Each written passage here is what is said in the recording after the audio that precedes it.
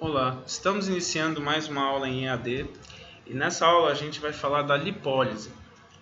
Portanto, é necessário entender qual é o conceito da lipólise. A lipólise nada mais é do que fazer a hidrólise do triacilglicerol. Portanto, a hidrólise é como se quebrar a molécula de triacilglicerol, de 3 ácidos graxos e um glicerol. A principal função da lipólise é justamente de fornecer energia através da oxidação de lipídios. Aqui nós podemos ver um desenho simples, um resumo simples do que é o triacilglicerol. Portanto, é uma molécula de glicerol, é uma molécula que não é lipídica e 3 ácidos graxos. Portanto, para falar da lipólise, é importante a gente entender que algumas ações endócrinas são importantes para o processo. Então aí a gente vê alguns hormônios relacionados à lipólise, alguns hormônios lipolíticos que são importantes, como por exemplo o GH, que é o hormônio do crescimento, que através do estresse ou através do sono ele consegue fazer a lipólise justamente para fornecer energia e fazer ressíntese de ATP, assim como o cortisol, que é um hormônio também lipolítico, os hormônios tireoidianos, o glucagon, que ele é muito importante também para fornecer lipídios, principalmente em períodos de jejum, e os mais importantes, ou que a gente vai falar, o nosso tema, que seria as catecolaminas, mais precisamente adrenalina e noradrenalina. Nós podemos ver aqui no desenho algumas classes, né? Na verdade, alguns hormônios relacionados às catecolaminas, que no caso seria a dopamina, noradrenalina e adrenalina. Mas principalmente, neste caso, a gente vai falar de adrenalina e noradrenalina. Portanto, à medida que o indivíduo começa a fazer atividade física, começa a incrementar o nível de atividade física ou a intensidade, aumenta, consequentemente, a atividade simpática. Portanto, ocorre o aumento da secreção de adrenalina e noradrenalina. E onde eles vão atuar? Nos receptores B1 e B2, ou nos receptores beta-adrenérgicos, subunidade 1, subunidade 2. Existe também a subunidade 3, porém essa não tem muita ação metabólica, ela não tem muita ação fisiológica, principalmente quando vai falar de lipólise. Então os principais receptores são os receptores beta-adrenérgicos 1 e 2.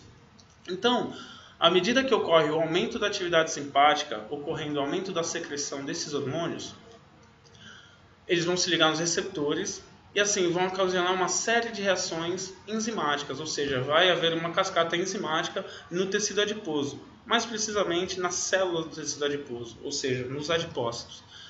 Portanto, a gente consegue aqui ver um esquema dessa ação enzimática. É claro que a gente não vai falar exatamente todas as enzimas e suas funções, mas é importante que saibamos quais são as principais enzimas relacionadas nesse processo. Portanto, é importante a gente entender qual é o papel da adrenalina. Aqui a gente está vendo a adrenalina, mas também a noradrenalina ela vai ter uma função importante nesse processo. Principalmente a noradrenalina, que ela tem mais ação nos receptores beta-adrenérgicos do que necessariamente a adrenalina. Então vocês veem que ela se liga aqui nos seus receptores, elas recrutam outra proteína que está associada aos receptores beta-adrenérgicos, que é a proteína G.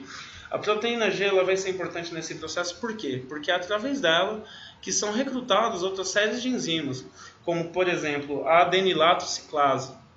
A adenilatociclase ela vai ser muito importante nesse processo, porque graças a ela vai formar o segundo mensageiro dentro da célula. Portanto, o segundo mensageiro ele é importante porque é através dele que vai ter outras reações enzimáticas que vai levar a informação do hormônio que se ligou no seu receptor. Portanto, hormônio, adrenalina e noradrenalina.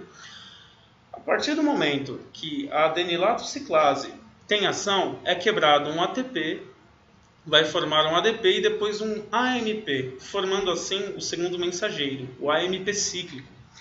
Então, o segundo mensageiro ele é formado e através dele vai ter outra série de reações enzimáticas que são importantes no processo da lipólise, ou seja, na quebra da gordura. Então, o AMP cíclico, a partir do momento que ele é formado, ele vai recrutar outra enzima, ou portanto ele vai formar, ativar outra enzima que se chama pKa.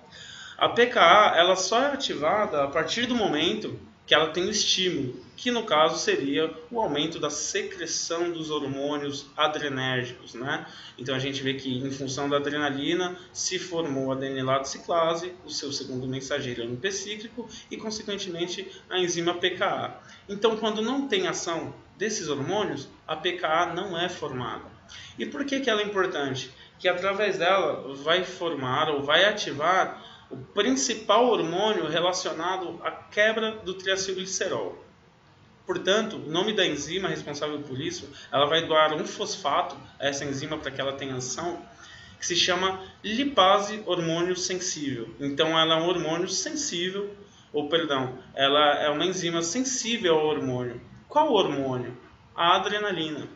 Então, graças a PKA que doa, na verdade, hidrolisa, quebra um ATP em ADP e este fosfato ela vai ativar essa enzima, a enzima lipase hormônio sensível.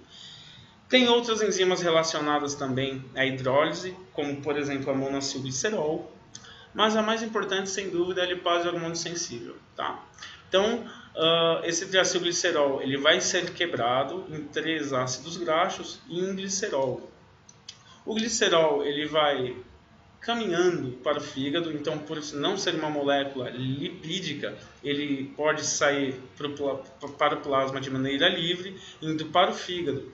E no fígado ele vai ter outras funções, como por exemplo entrar na via glicolítica, né? Então ela vai ter uma função muito diferente da que a gente vai falar agora em relação aos ácidos graxos. Então os 3 ácidos graxos, eles vão a caminho do músculo.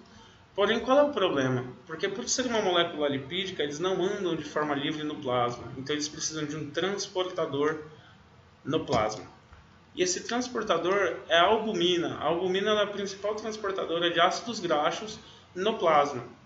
Então a albumina ela vai ser responsável principalmente por transportar esses 3 ácidos graxos que foram quebrados ou que foram hidrolisados, que estavam em forma de triacilglicerol, e eles vão ser transportados para o músculo. Por que para o músculo? Porque é ali que vai ocorrer a oxidação dos ácidos graxos. Para quê? Para a ressíntese de ATP. Então, o que a gente pode entender? Que através do aumento da atividade simpática ocorreu o aumento da secreção das catecolaminas, as catecolaminas se ligaram aos seus receptores na célula do tecido adiposo, ou no adipócito, ela recrutou uma série de proteínas ou uma série de enzimas como a adenilato ciclase, o AMP cíclico, ou seja, formou AMP cíclico, que ativou a enzima PKA, que ativou a enzima lipase hormônio sensível para ocorrer a quebra do triacilglicerol em 3 ácidos graxos e um glicerol, e essas vão ser caminhadas através da albumina, que é o principal transportador de ácido graxo no plasma, para o músculo, para a sua oxidação e ressíntese de ATP. Bom, no próximo vídeo nós vamos ver como é que ocorre a oxidação desses lipídios ou a oxidação desses ácidos graxos dentro do músculo e todos os seus processos fisiológicos. Muito obrigado e bons estudos.